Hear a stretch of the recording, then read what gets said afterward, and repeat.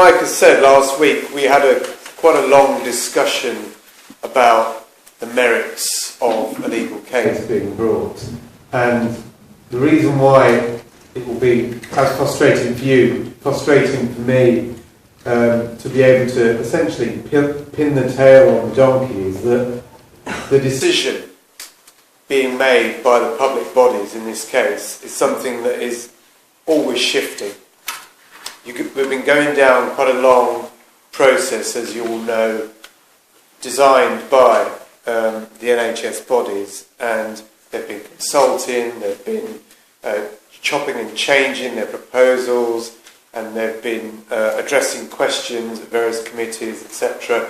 But it's on purpose that the government has set quite a long process for them to go down. The difficulty for us as lawyers is deciding when a challenge can be brought. And there's 2 or 3 reasons why that's very important. I mean, financially, you don't want to be bringing 3 or 4 or 5 cases. You want to be bringing a case at the best possible time, to target it, to have the most impact, to try and do what we've always set out in a legal case, which is essentially to stop in its tracks the proposals being brought, to quash the proposal that's being brought and take it back to square one, the original point at which the bodies can reformulate a fairer and a better proposal for reconfiguring the health services.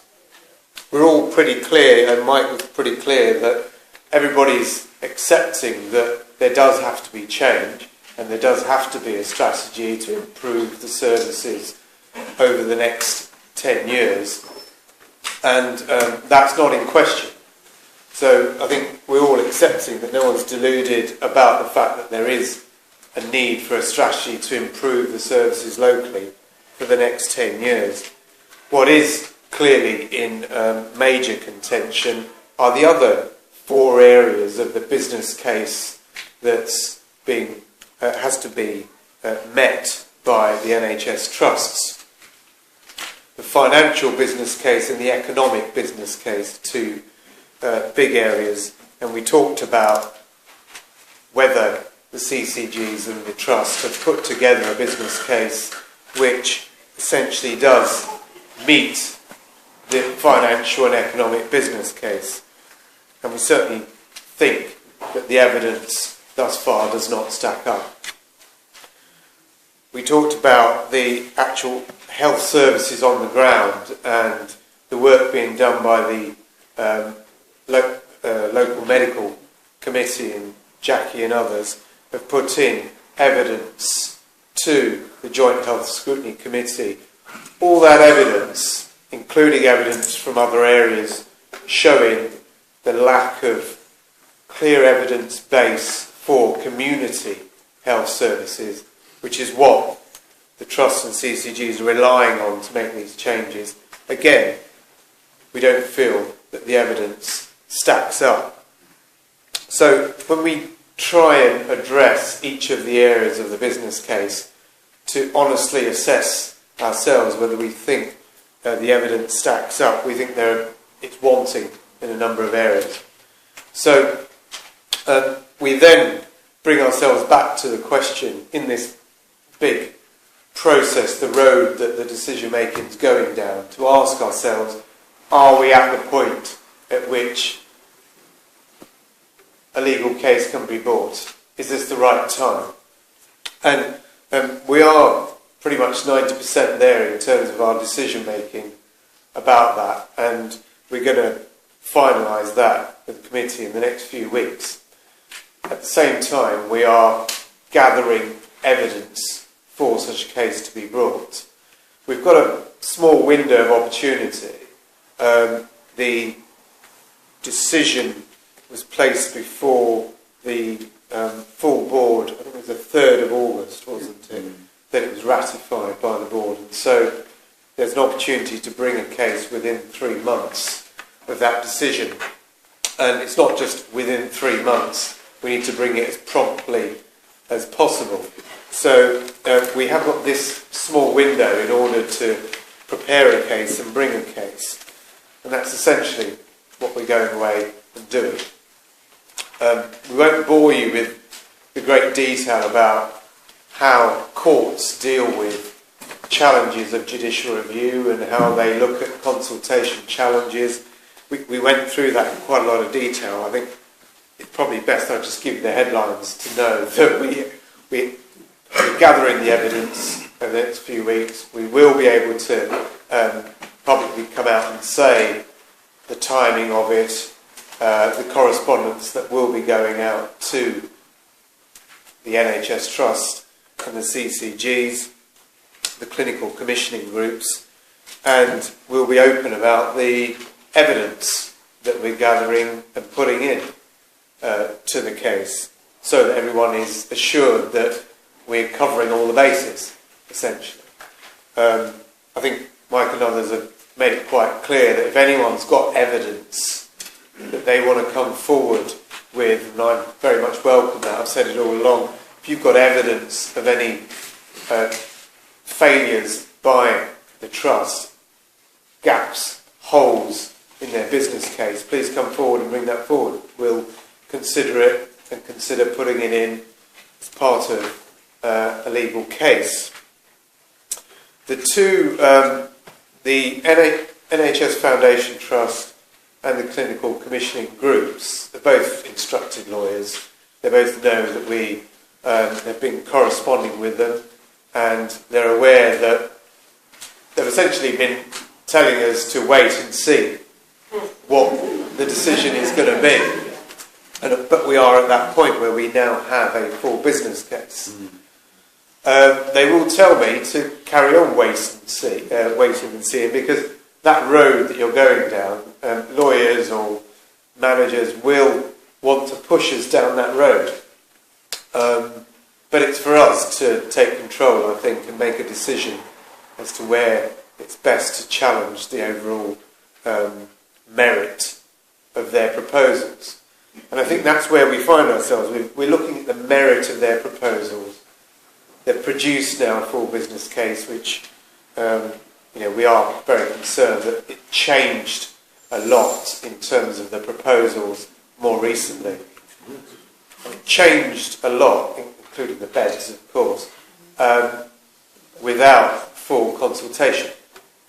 So, and it didn't form part of the original consultation. So, never mind the fact that it messed you around, asking you questions about a proposal then and what we've got now. Lawfully, they've got a duty to put out to full consultation exactly what they are proposing. So that is going to form one of our arguments in a legal challenge. In terms of who do you challenge, I think you trust us to leave it to us, but we are going to essentially attack the decision makers. They will point to each other, or they'll point to the Secretary of State or someone else. But essentially we are looking at the Foundation Trust here, and we're looking at the clinical commissioning groups as the bodies locally that are making this decision. I know it's being pushed over to the Secretary of State and the reconfiguration panel, who would advise the Secretary of State. Trust us to advise you all that they don't really have any teeth at present. They're looking at the decision. They're being asked to overturn it or stop it in its tracks. If they do, great, but if they don't, that doesn't help you in any way, and we will have lost time if we don't get on with our challenge to the merits of the proposal. And we've had experience of such cases in other areas of the country, so we're pretty clear about who we are to challenge. I said we're going to be aiming to quash the decision, quash the proposals, and that is what a legal case in the High Court will do. It will look at whether we can strike down the proposals because the process was not lawful, and the ultimate outcome would be, positive for us, would be that a judge would say that the proposals are unlawful And they should go back to the start and produce some new proposals, which will then go out for consultation. It all sounds, I know, quite simple, but start over again. It's another 5 years. Of my life gone. But the hope is, when they come up with new proposals, they're proposals you'll like, and proposals that are more positive, that you don't wish to challenge. All the evidence from the Joint Health and Scrutiny Committee are very positive. Will be taken into account whether or not, and we'll look at whether or not they, if a case is brought in the next few weeks, whether they will form part of that case, whether they can get drawn in by some hook or crook.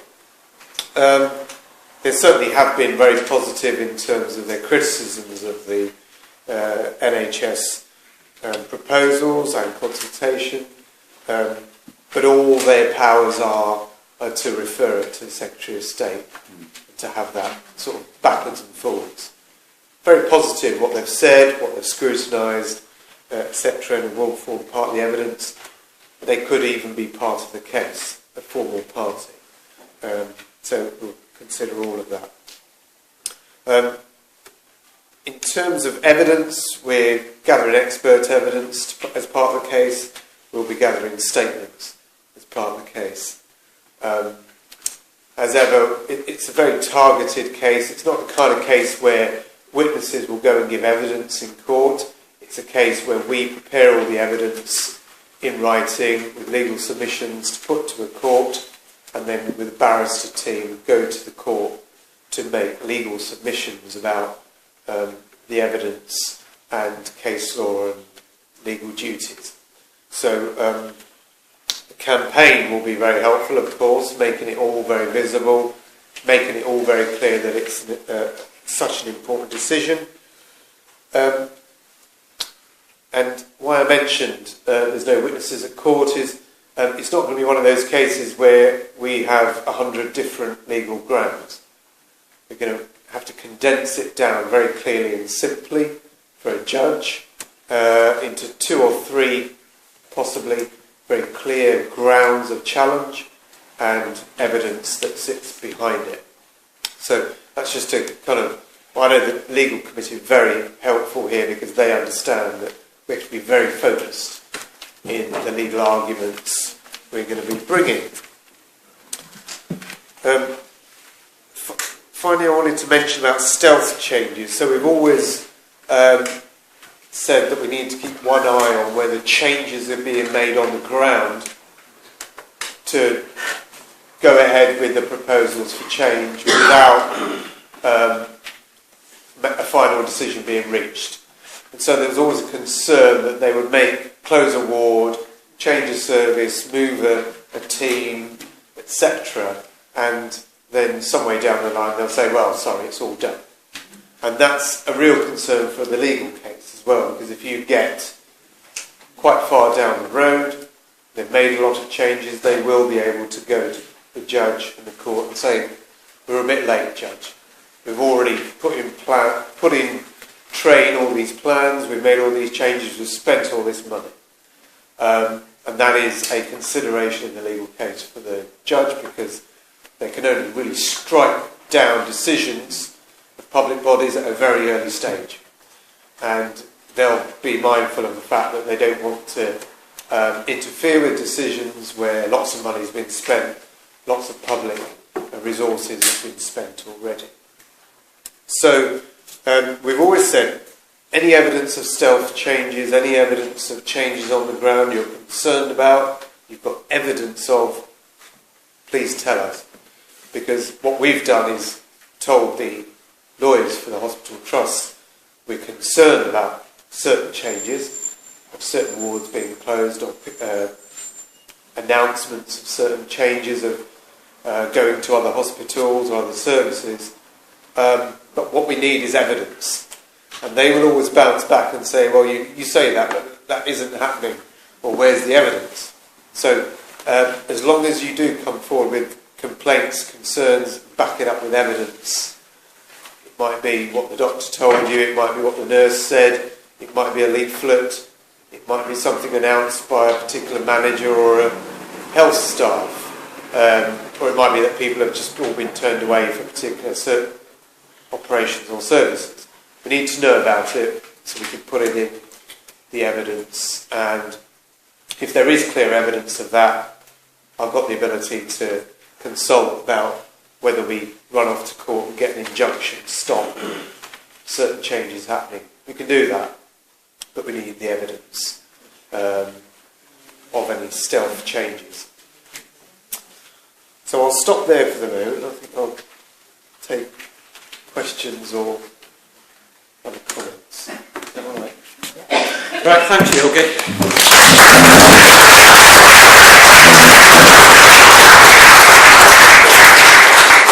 Now, I appreciate this is a very difficult part of the meeting because we're all having to keep up with technical jargon and issues, but there are two ways of dealing with a legal case. One is that 3 or 4 of us go behind the scenes and have a natter with the solicitor and say we're going to a case, or we bring Yogi here and he explains to you where we're at.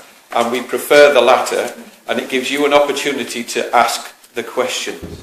Because ultimately, Yogi around here at 7:30, and that's when the clock starts ticking. But we have to pay for Yogi's services. You are helping to pay for these services, and therefore you have a right to a question. So I'm going to spend the next half hour of the meeting devoted to questions from the floor. I've got one already at the back, Stephen, so if you've got a question, if you can just indicate and I'll take you in turn. Yeah, great. Yes, Steve? Yeah. What's the overall cost going to be? Stephen, that's a very good question. Good question, Steve. And that's how we started the meeting in Sheffield. Who's the treasurer? Christina. There we are. So you've got a treasurer, and they're keeping a very close tab on finances. I mentioned earlier about not jumping too quick into bringing a legal case and the cost 1 or 2 or 3 cases could bring. Other costs, so they've got the cost of solicitors, a barrister, experts. We're looking at experts on finance, nursing, etc. They will cost. But more importantly, I think this is going to dwarf everything. Bringing a legal case, the moment you step foot in a court, you run the risk of, whoever brings the case, runs a risk of the costs, if we lose the case, of the other party. And it is very much a David and Goliath battle, this is, and I'm very used to it. And so Worst case scenario. Yeah, worst case scenario, if a case had to go all the way to the High Court, maybe beyond to the Court of Appeal, the other side have got lots of papers, £100,000, £120,000. But the other side, forget our cost, this is the other side, saying that they had to instruct lawyers, etc. That's not... Just hang on a minute, if you could answer this question first. But we've got ways around this, and that's what we're essentially going to put out in the next few weeks. I don't want to say the ways around this at the moment, we're still working on it, but we're going to have ways around it where we are going to protect the case being brought so that it's not exposed to those kind of costs. You have to trust us, Stephen, on that one. Yep. Craig? Yeah, just be Yogi. Can you stand up and shout, Craig? Just be Yogi. I just wondered if you could clarify for anyone. You mentioned about evidence. If anybody thinks they might have any evidence, what is it exactly that you're looking for? Are we trying to prove incompetence, or are we trying to prove it's dangerous, or what exactly are people looking for the evidence? Well, the business case had those 5 areas, and so you've got evidence about whether or not they can achieve the finances to make this happen. You've got evidence about whether or not their numbers actually do stack up. That's we're essentially putting that to an expert to deal with. So if anyone's got a view about that, please put it. But also note that we've got expert looking at it, so they will forensically look at the numbers. You've got evidence really about, most of the evidence that will come from the community will be evidence about whether or not the services that they say will exist in the future in the community actually stack up, whether they will be possible. Now, there's clear evidence in certain areas that they say one thing, but they don't actually know what the other hospital is saying, or the other community is saying, or the other local GP service is saying. And so really it's drawing a line and pinning all those together. We've got, as I said, we've got excellent evidence from the local medical committee and others about what goes on here, but there's some parts of their business case talk about patients going quite a distance beyond. And in those hospitals and areas, they have their own plans and changes. We don't want to miss anything, and we want that information, because, and if you can see the path from that decision to what is being promised here, that's all we'd like to know, and we'll connect the dots in the evidence. The other bit of evidence is about the travel, isn't it? That's a really, really critical, important area, which has really fallen down from their perspective in terms of evidence. So, as much evidence as you can throw about the flaws in their travel plans and how long it will take. Quite like to hear from individuals who may have done the journey, may have be aware of particular roadworks or other plans being done on the journey. We'd like to hear it all. Okay, thanks. Next bit. Question at the back, lady in the red jacket. Why is Huddersfield General Hospital being caught for this? What have they done wrong? I mean, what have they done wrong? The hospital. I mean, I know it doesn't work correctly. It wants reorganising in the actual building, but is the building all right itself? Yeah, that's a good question. You might want to answer It's that. fine. But anyway, Yogi. But someone told me that it was going to be pulled down. They wanted it in the streets in Huddersfield. That's a decision in 10 years' time, though. No, but we've got to think about now, haven't we? Yeah. We've got to, you know, what? No. That's not why. It's not the hospital that's going to court. The clinical commissioning group, the body that oversees and is responsible for both the hospitals, is the body that is making the proposal, and we are taking the clinical commissioning group to court. Or the trust, whichever one is responsible, or both. Yes, thank you. The other issue about the length of the plan, then they are trying to get the plan through now so that they can bulldoze, demolish our hospital in 10 years' time. That's their plan, and to leave us with the 64-bed facility at Acre Mills.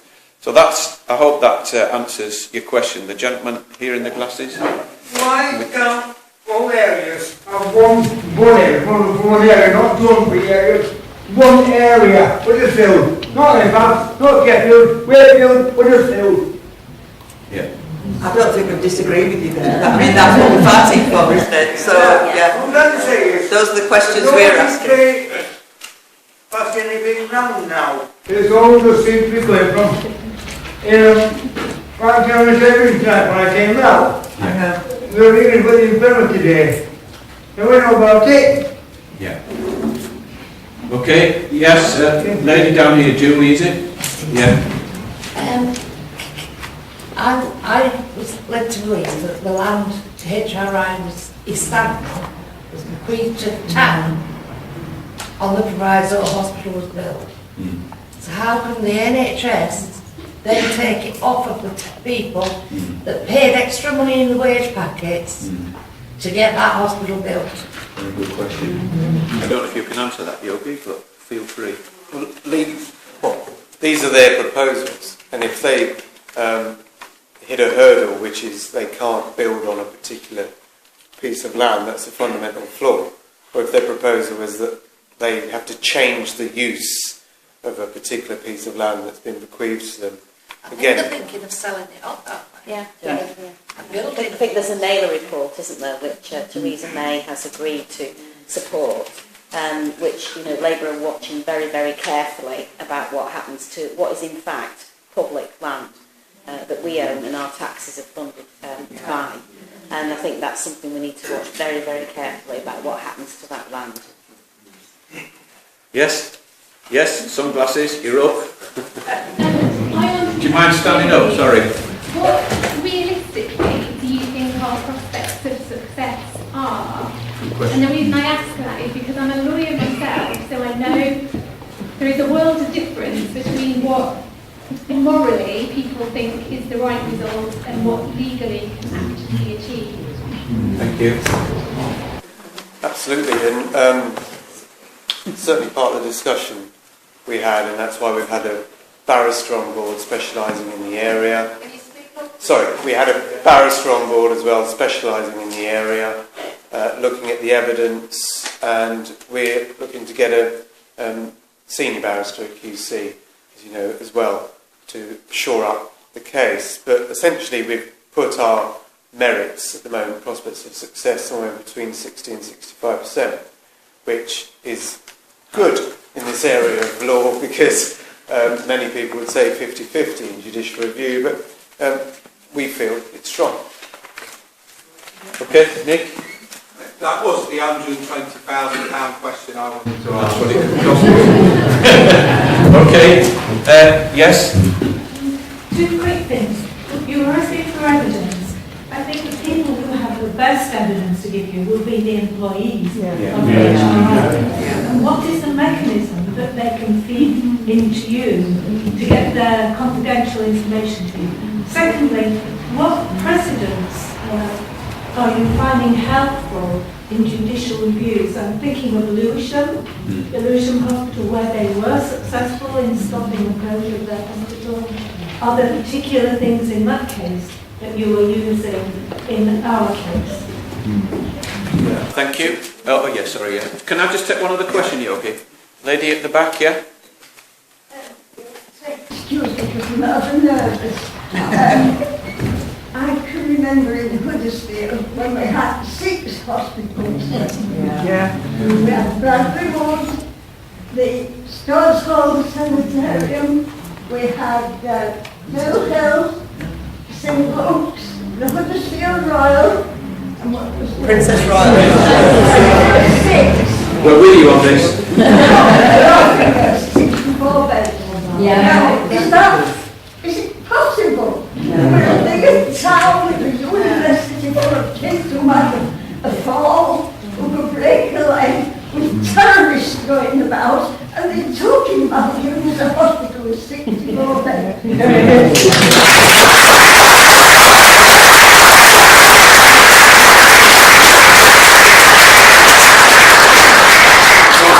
I think that was a rhetorical question. Do you have a question? It's a similar question to that, but you said you thought similar cases before. I just wanted to give an example. Legal precedent. Yeah, and that goes with precedent.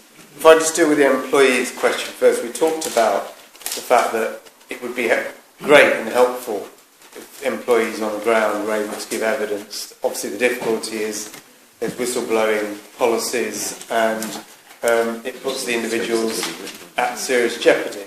And so if the employees are able to give that information anonymously, we are then able to look at it and see whether it could be produced in an evidence in a fashion some other way without having to bring the name or the employees into difficulty. So I think really it is in the end down to the employees taking advice from the union, seeing if they have the ability to either come forward or to give evidence, information some other way. If it reaches us, we would obviously only use it if those individuals consented to it being used, if it was pointing back at them.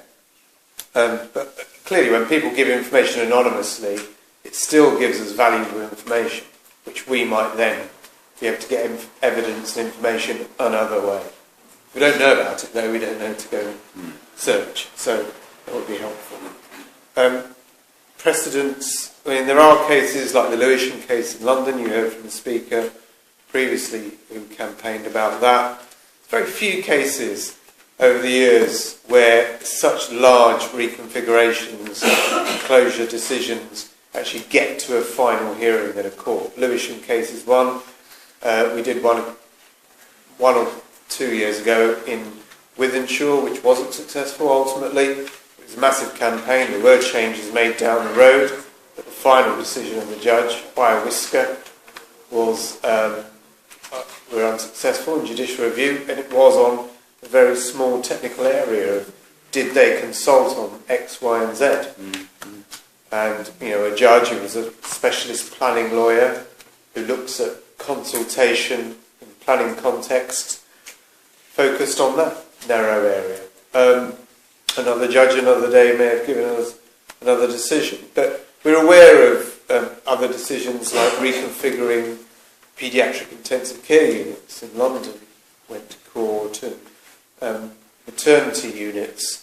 We've done cases where they've got to the stage of the door of the court and then they might have folded. So there's quite a lot of information out there about how these cases are brought in a planning context, in other public sector areas, and the outcome of particular cases in health as well. So we've essentially collected all that information in our thought process, because that's sort of my specialist area, really, judicial review, so I'm pretty much aware of the cases. But if anyone's got any other precedents or cases or information, by all means, please send it through. I think the other thing on the back of that about precedents is that there are a lot of people and lots of campaigns across the country that are looking at our campaign to see what happens in Huddersfield. That we're perhaps a bit further ahead than a lot of other campaigns, and we are in touch. And some of our members are in constant contact with people from other campaigns. So I think that we're seen as a bit of a trailblazer, which is a bit dangerous. But I think that a lot of people are looking at what we do and what happens in this case. I think I've got 4 hands now. So Bridget stood up, the gentleman at the back, the gentleman here, and the lady at the back. I'll take in that order. Those might be the last questions, I'm sorry, but Bridget. It's been answered, sorry. You've got the answers? No. No, the question I was going to ask has been answered. Oh, right, okay, yes, the gentleman at the back. I'd like to ask you, is there any property developer involved in the land what the old hospital is standing on? For a start off, I've got a couple of gripes I want to bring up, but is it owned by Huddersfield Council, the land, or is it belong to the hospital trust itself? It belongs to the trust. Right. Now, next decision, did the CCG make the decision to move across the lane to Acre Mill? The trust. Who made that decision to move over there when we have land at the other side costing us nothing?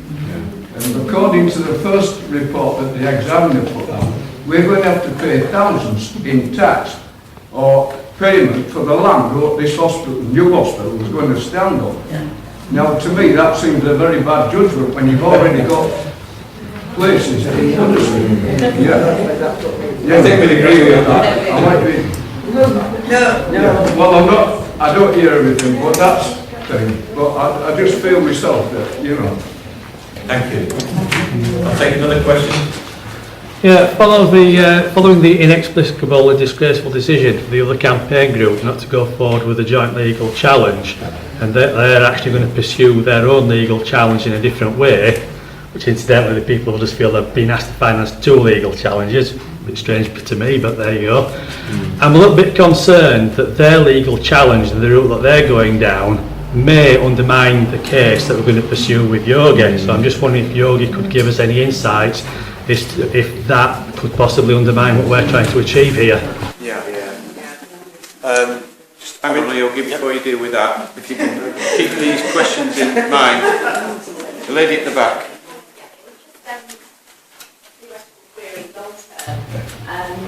I'm obviously very defending your university, and one of the first things that we look at is obviously the facilities and utilities within each town. Has the university had any input as to what potential loss of student uptake they have of places if there wasn't a hospital in the actual facility where kids can actually get to them easily, and then also what impact this would have on the ambulance services within the actual area. 9994. Okay, Yogi, just those few. Well, it's an important point about whether the university have been properly consulted, and you can go away and look at the detail of that. If they haven't, that's another string. On the legal case, it's as an outside sort of professional to the campaign as well as being attached to it. I was involved with others to try and make sure that there wasn't a split and everyone was working properly, and I can assure you great efforts were made for the small group essentially to try and get on and make sure that we're aligned, because essentially the end goal is all exactly the same for both groups. So it was with real regret, because I think there was steps where we chaired meeting and tried and made sure that we were on the same page, and that worked, and then there was mediation, and apparently that didn't work. So in the end, that group decided to walk away and do it on their own terms. In terms of the legal case, I will make sure that any two cases, if they are brought, and I'm not sure whether another case is being brought yet. Sorry, again. I'm not sure whether another case is being brought yet, for sure. I know things have been reported or said, etc. But I can reassure you that I will know, I will find out, and I will make sure that no two cases are brought where they step on each other's toes.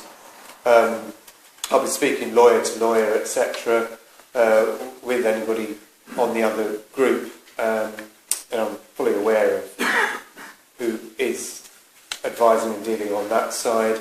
And again, when I say I'm going to be clear and open about the legal challenge, what it consists of, etc., at that time in the next few weeks, you'll forgive me for not saying everything here and now, but I will make it quite clear who the individuals are giving evidence in the case, and I think at that point it'll be pretty clear that the case will bring, it won't be necessary for another case to be brought, or that other case won't interfere with essentially the main challenge being brought. Is that dealt with all the questions? Yes, I'd like to ask one. Yeah. Is there such a thing as concrete cancer? And if there is, you put the building with a hospital stuff with it. This gentleman will say yes, there is. There is. Steve? Has it been proved it is? When the trust published the full Do you want to introduce yourself, Steve? Sorry? Do you want to introduce yourself? Yes, thanks, Mike. I'm Steve Slater, I'm Vice Chair of the campaign. So I went through the full business case. I went through chapters of the full business case, mainly around the financial and the estates. And we put in 14 questions on the freedom of information. We just had the response back. I haven't had time to go through it fully, but my initial reading, when we asked the question about concrete cancer, that was one of the main reasons they gave that the hospital had to be, well, only had a 10-year life essentially. The only evidence they pointed to was a survey of the underground car park and some of the A&E access. And that was a very thorough survey, I think in 2013. They didn't use the word concrete cancer. I think that's probably just something for the press. But there was delamination and some defects. The total cost estimated by the surveyors to put this right and give it a 40-year lifespan was £300,000 plus VAT. I'd like to just say extremely low. Sorry, extremely low, extremely small amount compared to the millions, tens of millions they've mentioned in the press. The same goes, while I'm on the topic, to the so-called, we can't make any more holes in the floor, so we can't put any services in. The surveyor's report they referred to didn't say that at all. It simply said that we'd advise you to keep new openings to a minimum. They gave advice on how to make holes through the structure. That's the only evidence they put forward. So I think we can say they exaggerated. Just one remark. Well, I'm talking about concrete cancer. In '93, I worked on Huddersfield Royal Infirmary's accident emergency when Turner Construction, who are one of the largest building firms in this town, were working on it, and we were there for 2.5 years. Nothing mentioned about any concrete, but the main thing was at that time was asbestos, which has never been brought up in a report. But I don't know about that one, but that was one of the concerns at that time about why things, and quite a lot was removed in that period of time. Another thing I would like to just mention, I'm sorry to be, I've been on a bit, but we now have got quite a successful football team in this town, drawing nearly 25,000 people every Saturday when there's an home game. Now, can this town or other towns survive if we had a major incident at this football team? I'd like to ask that for a start. Could other emergencies cope with it? Halifax, Wakefield, anybody? Could they take, if there was only one, 5,000 people would go, you never know. Could they cope with that? I don't think so. Right. Following on from, sorry, I don't know your name, but following on from what Steve pointed out. Gary, thank you, Gary. About what the outcome would be if a large gathering of people, like in a football, if there was an accident, are there any plans on the ground to deal with that in an efficient, realistic way that would, sort of keep people out of harm's way? But moving on to something that hasn't really, as far as I'm concerned, hasn't realistically been looked at. This campaign is brilliant because it brings people from all walks of life together collectively. I would like to see, there are lots and lots of people working in this area. The nurses, industrial workers, all over the place throughout this constituency. Could there not be some kind of discussion taking place between the unions? Could not unions be talking to their members about what the possibilities would be if it really came to the crunch, and we needed that extra strength?